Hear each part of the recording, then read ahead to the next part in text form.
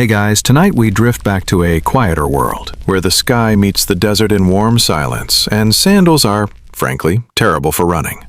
You've woken up in ancient Egypt, soft linen clinging to your arms, the scent of lotus flowers on the breeze, and a mild feeling of, how did I get here? Well, don't worry, you're not here to build pyramids or translate hieroglyphs. You've been summoned for something far more dignified and a little bizarre. You probably wouldn't survive long here. Too many sun gods to keep track of, no air conditioning, and the strong possibility of being mistaken for a minor priest if you stand still too long. But luckily, this is just a story. A soft one. No scarabs in your shoes tonight. Just a river, a whispering wind, and one very firm pillow.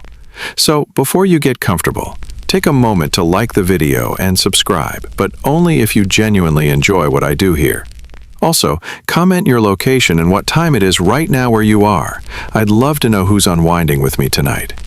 Now dim the lights, maybe turn on a fan for that soft background hum, and let's ease into tonight's journey together.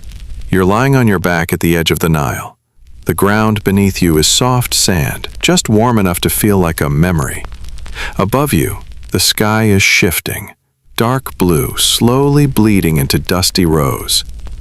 Birds stretch their wings overhead like they've had better dreams than you. A breeze carries the scent of wet reeds and distant bread ovens. Something flaps lazily in the distance. Probably a heron, possibly a curtain with an ego. As you sit up, you notice your surroundings.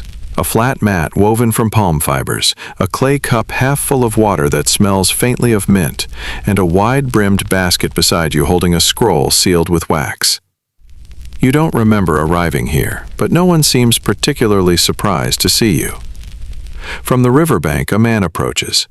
His robes shimmer slightly in the early light, and he's holding a staff that looks more ceremonial than practical. He gives you the kind of look people give their cat when it sits in the fruit bowl, amused, mildly confused, but accepting.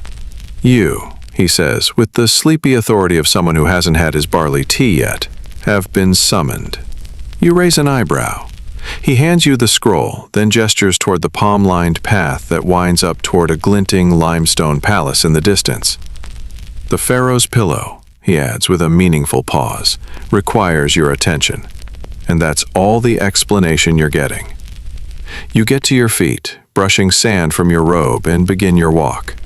The Nile murmurs beside you.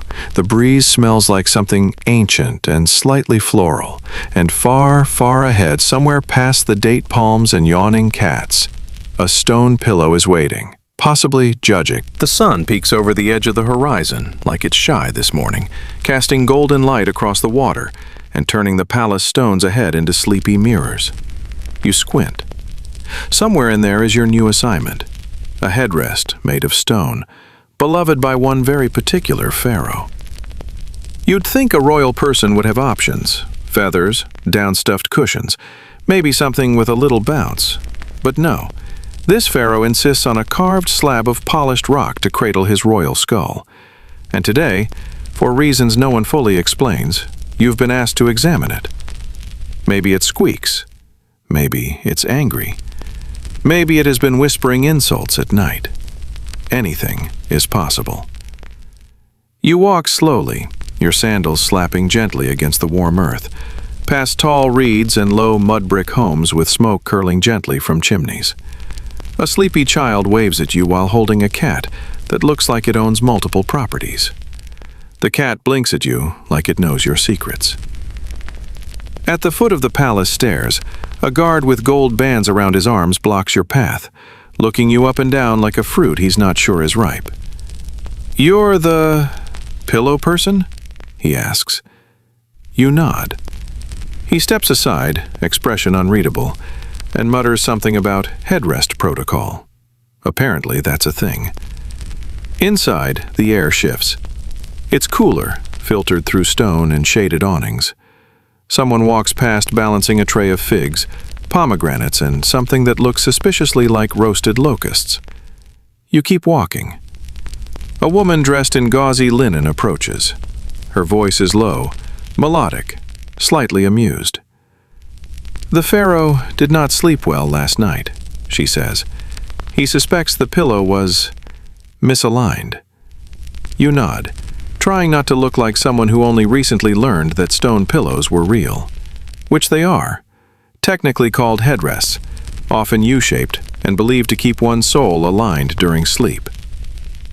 Egyptians valued sleep posture the way modern people value sleep apps, and they didn't mind if it was rock solid. Still, historians continue to debate how comfortable these really were. Some say the pharaohs loved them for the cooling effect in hot nights. Others say it was all symbolic, raising the head for spiritual elevation. And at least one questionable theory suggests the pillows prevented bugs from crawling into ears. No one wants to test that. You're led down a corridor lined with painted lotus blossoms. The air is thick with the scent of myrrh and sandalwood. Around one corner, a cat sprints past, its tiny collar jingling like a judgment bell. You're beginning to sense that the pillow might not be the only thing carrying weight in this place. Finally, you're guided through a curtained archway, where a short scribe in a lemon-yellow sash waits. He gives you a half bow, gestures with a flourish, and announces, "The headrest of radiant alignment awaits," which you assume means you follow the scribe through another sun-dappled corridor, this one lined with tall jars of something that smells suspiciously like cinnamon and onion. An odd combination, but not the weirdest thing you'll encounter today. Your sandals make soft, slapping sounds as you pass guards pretending to be statues and statues pretending to be more important than the guards. As you step outside again into the palace's east courtyard, the world feels slower. The city of Memphis beyond the gates is beginning to stir, its rooftops glinting in the morning sun. But here, everything is muted, like someone turned the volume down just a little. "The market's waking up," the scribe murmurs, barely above a whisper. "You'll want to pass through before the linen vendor starts yelling again." He hands you a token, clay, oval, pressed with the Pharaoh seal. This will get you fabric, and maybe answers. And just like that, you're off again. The palace gates part without ceremony, revealing a winding path that snakes down toward the city below. You descend into a town alive with soft bustle, pots clinking, sandals scuffing, pigeons scolding someone from a windowsill. The stone streets warm quickly underfoot. The market greets you with a gentle chaos. You move past vendors with baskets of leeks, lotus roots, honey cakes, and little pouches of ground charcoal, presumably not for snacks. A woman waves a stick at a goat who's clearly trying to negotiate for olives. Somewhere nearby, someone sneezes, and a whole group of linen merchants stop what they're doing to mutter prayers under their breath. Superstition? Absolutely. But also, a great excuse for a tea break. The linen stall you're looking for stands beneath a fraying palm frond canopy, where bolts of flax cloth are stacked with the kind of precision that screams, "Don't touch anything." A boy with ink-stained fingers sees your token and gasps dramatically before rushing behind a curtain. Moments later, a tall man appears, wrapped in sheer fabric and absolutely dripping with attitude. "You're the one?" he says, squinting. "The pillow inspector?" You shrug. He nods like he expected as much. "I have what you need," he says, pulling out a narrow bundle wrapped in soft reed fibers. The Pharaoh only sleeps on hand-spun, Nile-drenched, sun-bleached linen. Anything less and he claims his dreams go wobbly. He leans in, whispering like he's sharing a secret. "Once, we sent him a linen blend. A blend. He woke up furious and claimed he'd dreamed he was a donkey." You thank him, quietly, and take the bundle, tucking it under your arm. The linen smells faintly of lavender and river silt. A strange combination, but somehow perfect. As you turn to leave, a child runs past, shouting something about figs and curses. You pretend not to hear. You've got your linen. The pillow awaits. And Memphis hums behind you like a half-remembered tune. The stone steps back to the palace feel. Back inside the palace walls, everything feels cooler, quieter. The kind of silence that comes not from emptiness, but from an overabundance of sandals padding softly on polished stone. You walk slowly, your arms cradling the linen bundle like it's more than just cloth. Somehow, it is. Here, everything has meaning, even bed sheets. The same scribe with the lemon sash is waiting for you just inside the main hall, now holding a bowl of dates and chewing like he's on break. "Excellent," he says around a mouthful. "The pillow is waiting in the chamber of night." Naturally. You follow him through another corridor, this one lined with murals of sleeping figures, some lying on beds, some reclining on clouds, one clearly mid-snore while a cat curls on his chest. The ancient Egyptians weren't subtle. They loved symbolism and also, possibly, naps. The chamber doors open with a sound that's far too soft for their size. Inside, it's dim, shadowed by thick papyrus screens and draped silk. The air smells like cedar, myrrh, and something smoky, maybe incense, maybe just the scent of last night's dream still lingering. And there it is. The headrest. Positioned on a low gold-framed bed, resting atop a platform of woven reeds and thick linen padding, the stone pillow gleams faintly in the filtered light. It's carved from polished alabaster, smooth and slightly curved, like a miniature bridge or a sad little neck cradle. You're not sure whether to bow or back away slowly. A servant nods at you. He calls it the cradle of stillness. You're not sure if she's joking. You walk closer. The stone is cool to the touch, almost unnaturally so. A thin film of scented oil coats its base, likely applied during last night's pre-sleep ritual. You lean in, half expecting to hear something.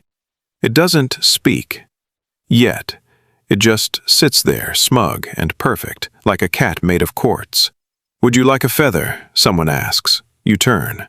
Another servant is holding what looks like a goose feather, poised over a small bronze bowl filled with, of course, sleep oil. You're not entirely sure what the process entails, but you're here now. You nod. With a kind of reverence usually reserved for pharaohs and particularly good pomegranates, the servant begins lightly stroking the oil along the underside of the headrest with the feather. It's like watching someone polish a trophy that nobody's allowed to win. You set down the new linen gently beside it, and the others nod, approving. One older woman wipes her eyes. "He'll sleep well tonight," she whispers. Will he? Historians still debate whether these headrests were actually comfortable or simply ceremonial. Some argue they were made to support elaborate wigs. Others believe they helped align the body for spiritual dreaming. You personally suspect it's all just very dramatic neck support. Still, the air in this chamber holds a kind of peace quiet, warm, and oddly The scribe motions for you to follow again, this time with a little more bounce in his step. "Now," he says, "you must meet the keeper of rest." His tone makes it sound like an honorary title, or possibly the name of a very boring superhero. You nod, still processing the fact that someone in this palace has the full-time job of looking after a rock that goes under someone's head. The hallway narrows into a smaller antechamber, dimly lit by oil lamps set into niches shaped like lotus petals. The scent of lavender and beeswax fills the air, and a soft hum, almost a chant, seems to drift from somewhere nearby. You notice that even the walls here are covered in gentle, curling symbols. Nothing sharp, nothing loud. Even the hieroglyphs seem to whisper. Inside the next room, you find him. The keeper of rest is a man of indeterminate age, wrapped in layered linen robes so clean and pressed you briefly wonder if he has a small army of ironing servants. His voice is slow and warm as a baked date. "You must understand," he says, placing a hand over his heart. "This headrest is not just furniture. It is a vessel, a guide." You nod like someone who definitely isn't imagining a stone pillow with legs. He gestures toward a shelf lined with tiny bottles, amber glass, terracotta vials, thin-necked flasks sealed with wax. "These are oils," he explains, "some to ease dreams, some to quiet the body, some to ward off night spirits who tend to meddle." You raise an eyebrow. He smiles like he's used to it. He selects one bottle with great care and uncorks it, letting you smell. It's sharp, basil and frankincense with a trace of citrus. This one is reserved for the pillow's edge, just the edge. The center must remain neutral. You resist the urge to ask how a pillow can be emotionally manipulated by oil. You're not entirely convinced it can't. Next, he picks up what looks like a hollow clay cone. "Ah," he says with reverence, "the dream cone." It's filled with solidified perfumed wax, usually scented with myrrh, cinnamon, or blue lotus. This, he explains, is placed on the forehead at night. The heat of the body slowly melts the wax, releasing its scent, guiding the sleeper into favorable dreams. You stare at the cone. It looks like a party hat for a snail. He places it delicately on a carved wooden stand beside a roll of gauze-thin linen and a reed fan. "Tonight," he says, "all of this must work together. The Pharaoh is restless. The pillow is patient. But even patience has limits." You wonder what happens if the headrest gets fed up. Probably nothing. Probably. Still, the hallway back to the Pharaoh's quarters feels longer this time. Maybe it's the stillness. Or maybe it's the fact that every torch along the wall seems just slightly too tall for its sconce, like someone got lazy at the end of a renovation. A soft breeze filters through the lattice windows, carrying in distant harp music and the aroma of baked lentil cakes. Your stomach grumbles in betrayal. You turn a corner and find yourself greeted by an unusually large tabby cat seated squarely in the middle of the walkway, staring at you like it has full editorial control over your fate. You step around it. It does not move. It does not blink. Eventually, you arrive. The doors to the Pharaoh's sleeping chamber are made of dark cedar, inlaid with gold leaf that forms a story. Ra pulling the sun across the sky, jackals dancing, a bed floating on a river. Everything in this palace seems to hint at sleep, or judgment, or both. A handmaiden greets you silently, nodding as she holds the door open. Inside, the bedchamber glows with the soft amber flicker of oil lamps. The ceiling is painted deep blue, scattered with golden stars, some chipped, some intentionally shaped like birds in flight. The air feels wrapped in velvet.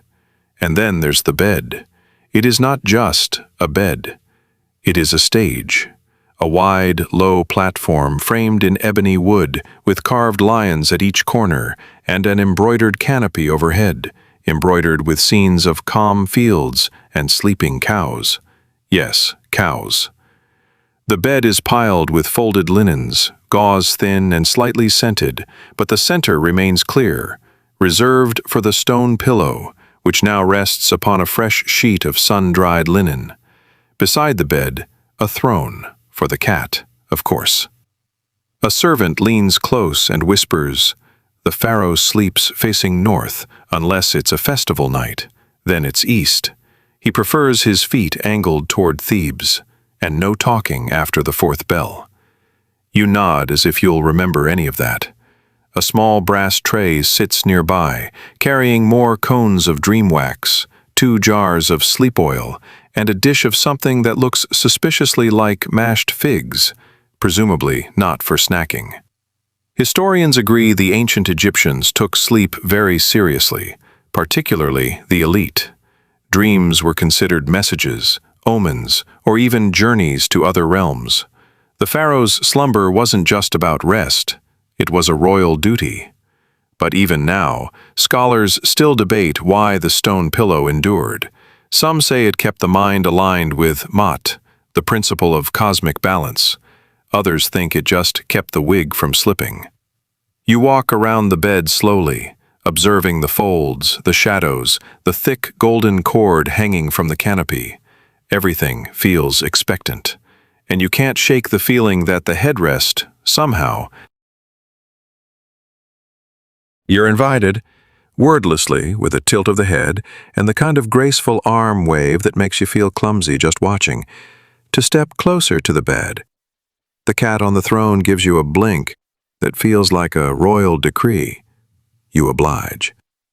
The chamber smells richer now, layers of sandalwood, aged linen, and a ghost of honey from the dream cones. A gentle breeze pushes the edge of the curtain inward, like the night itself is peeking in to check on the progress. You pause at the edge of the platform. The stone pillow sits neatly in place, the new linen tucked beneath it, arranged with mathematical precision. Its curved shape looks deceptively simple, like something you might pick up in a shop for modern minimalists. But here, it has presence. It has gravity. It has, according to a servant who suddenly appears beside you, preferences. The headrest, she whispers, does not like being cold. Then, as if to clarify, or tilted. You're not sure how it communicates these things, but no one seems to question it. Another attendant drifts in with a delicate bronze chime on a thread of blue cord. She strikes it once, softly. The sound is barely audible, more suggestion than tone. The air shivers. Somewhere, a window screen flutters as if exhaling. This is the nightly ceremony of repose. You watch as the keeper of rest reappears and begins the ritual with a slow, practiced grace. First, he dabs the four corners of the headrest's base with a blend of sleep oil, lavender, mint, and a hint of sacred sycamore resin. The feather returns, dipped and drawn in smooth arcs across the alabaster. You could swear the pillow gleams a little more. Then the linen is adjusted again. Even the corners receive attention, folded under and tapped lightly, as if tucking in a child made of stone. Finally, a servant places a tiny carved falcon amulet beside the pillow. "For flight," she whispers, which is somehow both comforting and alarming. One theory says these rituals helped anchor the pharaoh's soul in the body during sleep. Another suggests the process was more theatrical, an elaborate reassurance to the royal household that their leader would return from the world of dreams intact. Historians still wonder if anyone believed the pillow itself had power, or if they were just afraid to admit they didn't. The chime is struck once more. The room stills. The pillow is now fully at rest. And, though it's likely your imagination, you think it looks rather proud of itself. The silence following the ceremony is heavy, but not uncomfortable. It's the kind of hush you get right after a lullaby ends, or when someone finishes folding a blanket just right. Everyone in the room moves a little slower now. Even the cat blinks in slow motion. You're led away from the bed by a servant whose footsteps make no sound at all. Her sandals seem to hover just above the floor. She guides you into a small alcove where low cushions sit in a circle, and a copper kettle steams gently over a shallow brazier. The scent is chamomile, with a hint of something sharp, maybe crushed clove or powdered acacia. There's a gentle rustling as others join. The fan-bearers. Yes, there are actual official fan-bearers in this palace, and tonight they've gathered not to work, but to gossip. You sit, offered a cup of the tea, which is surprisingly pleasant and tastes faintly like bedtime, and listen. One fan-bearer leans in. "He didn't sleep last night," she whispers dramatically, waving a hand like she's casting a spell. "Said the pillow was angry, refused to cradle properly." Another snorts. "It wasn't the pillow. It was that new reed mat under the bed. It's too bouncy, throws off his alignment." "Or it's the cursed blanket again," the third adds, nodding solemnly. "The one from Kush, too soft. It makes him dream of flamingos with judgmental eyes."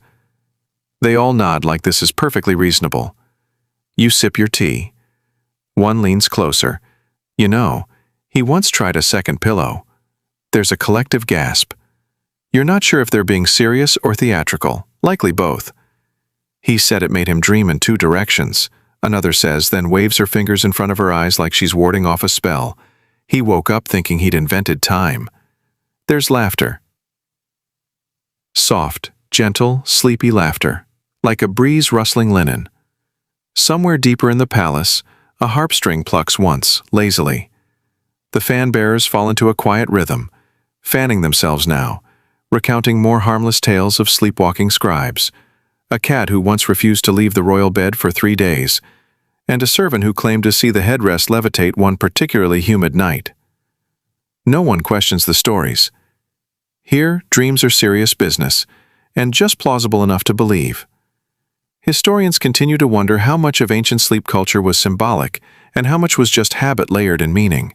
But you're beginning to suspect that the line between myth and bedtime routine here is delightfully blurry. Your teacup is warm in your hand. The laughter fades. One of the fan-bearers starts humming, and the tune loops gently, like something meant to be forgotten the moment you fall asleep. You lean back into the cushions.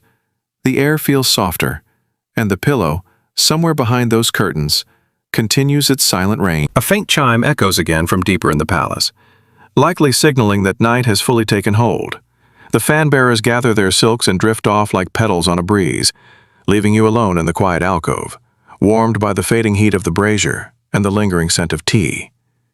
Before long, another attendant appears. A different one, younger, with the posture of someone used to ducking beneath royal glances.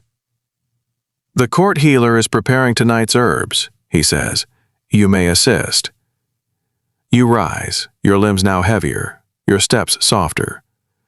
Perhaps it's the tea. Or perhaps you're simply adjusting to the rhythm of this strange world, where pillows have rituals and fans have backstories. The healer's workroom is tucked away near the palace gardens, half indoors, half open to the stars. Reeds rustle just beyond the stone threshold, and frogs croak in the distance like they're telling each other bedtime jokes. You arrive to find the healer already at work. An older woman with hands stained green from crushing herbs, her fingers moving with the quiet precision of someone who's never once lost a pestle. She glances up and smiles. "You're the pillow watcher." You give the same shrug you've used all day. It's becoming your signature move. "Good," she says, handing you a basket. "Help me gather quiet dreams." You blink. She means herbs, of course, but the names around here have a flair for drama. Together you walk the edge of the inner canal.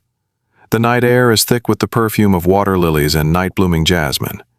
Your feet crunch gently over gravel, and every now and then, the healer pauses to snip a sprig of mint, a handful of blue lotus, or a cluster of dried reeds tied with twine. She hums to herself. Not a tune exactly, more like a memory trying to stay in rhythm. She explains that certain herbs are burned near the headrest, just before sleep, meant to calm the body, still the mind, and, allegedly, block any dreams involving crocodiles in wigs. You assume that's a joke. You're only mostly sure. Some scholars suggest that these sleep rituals weren't just about wellness, but about access. Certain herbs were rare, reserved for royalty. Others wonder if the formulas were believed to open the mind to divine dreams, messages from the gods sent while you drooled on sacred linen. You hand her the basket when it's full. She nods and pats your shoulder. "He'll sleep well tonight." The air feels still. You glance up. The stars are thick overhead, glowing gently through a veil of moving clouds. The moon sits low, like it's eavesdropping. Back at the healer's table, she grinds the herbs with care, mixing in powdered date bark and just a pinch of honey resin. "This blend," she says, "smells like sleep, but don't breathe in too deeply unless you're ready for a nap beside the cat." Tempting.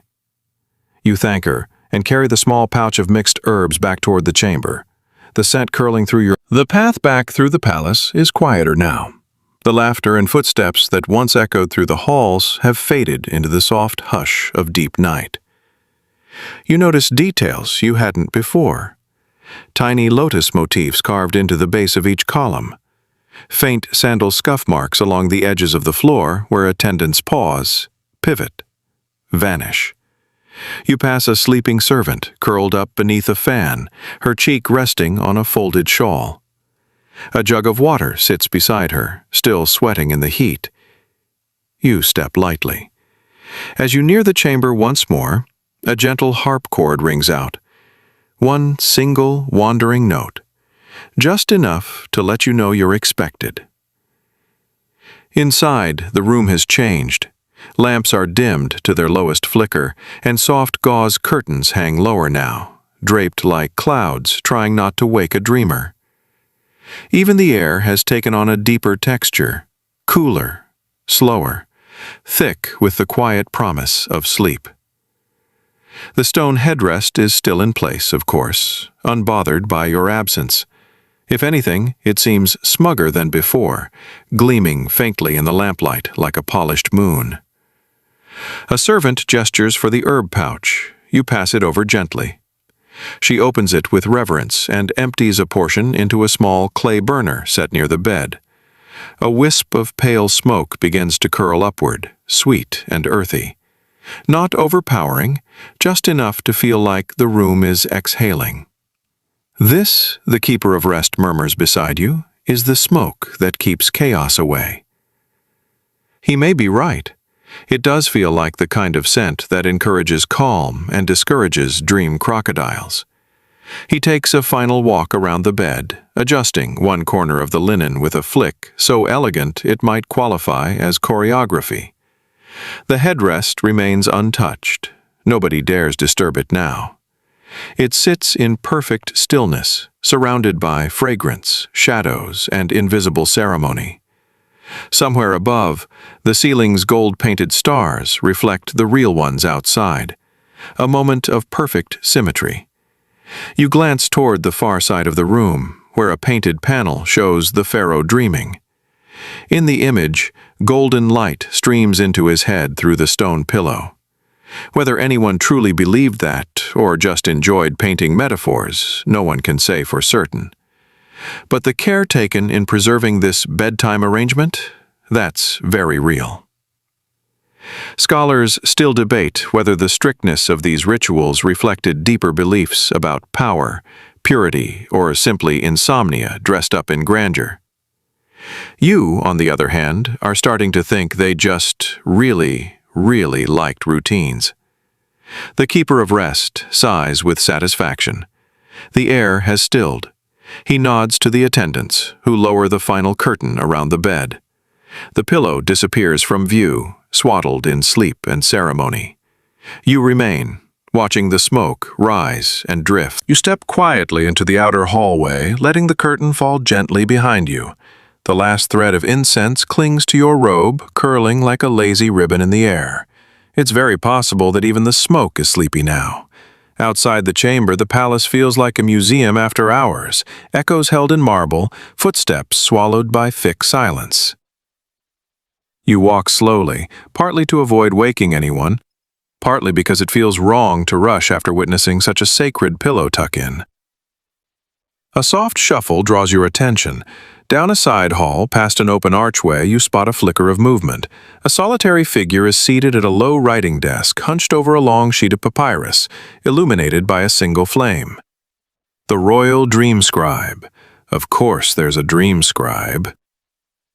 She doesn't look up as you approach. Her reed brush moves swiftly, scribbling symbols with the kind of speed that suggests the Pharaoh's dreams are reviewed like weather reports. You clear your throat gently. Without turning, she speaks. He dreamt of stairs that turned into fish, again. You blink. Again? She nods. Third time this moon. You offer a small noise of confusion. She shrugs. Could be symbolism, could be the figs. She dips her brush again. The ink smells like iron and crushed berries. It's our duty, she continues, to record each dream in the royal archive, for continuity, for omen tracking, for bedtime gossip if we're honest. She gestures toward a stack of past scrolls, all tied neatly with string and marked with tiny moon symbols. You catch a glimpse of a title, the one with the talking bread. Apparently the Pharaoh has vivid nights. There's a long-standing debate among historians about how seriously these dream records were taken. Some believe they influenced state policy. Others say they were simply entertainment, filtered through a sacred lens. A few suggest they were mostly therapeutic, royal dream journaling with an audience. The scribe finally looks up at you. Her eyes are dark, a little amused and more alert than anyone else you've seen tonight. Would you like to add something? You pause. You think about your role in all this, the linen, the oils, the pillow, the ceremonial feathering. Then you nod solemnly.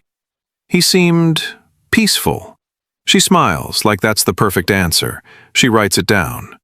There's comfort in knowing that, somewhere in the royal archive, your observation will be immortalized among dreams of fish stares and overly chatty baked goods.